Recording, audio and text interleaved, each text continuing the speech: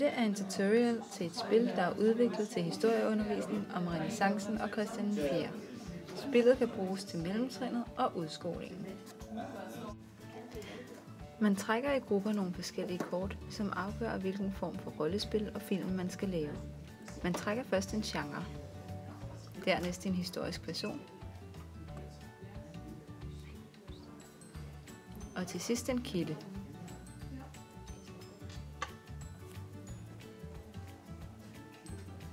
Nu undersøger grupperne deres kort. Her i gruppen der har de trukket et dokudrama. Der står på kortet, hvad der kendetegner genren. Der står også nogle retningslinjer for, hvordan deres film skal laves.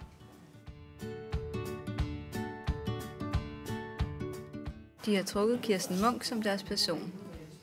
Deres kilde handler om Christian 4. og Kirsten Munks forhold. Eleverne laver en drejebog for deres film.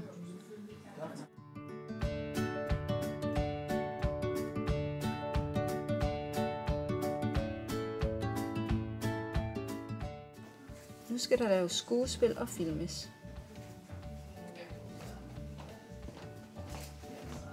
Filmen redigeres. Eleverne skal tænke over, hvad forskellige filmiske virkemidler gør ved fortællingen og fremstillingen af kilden.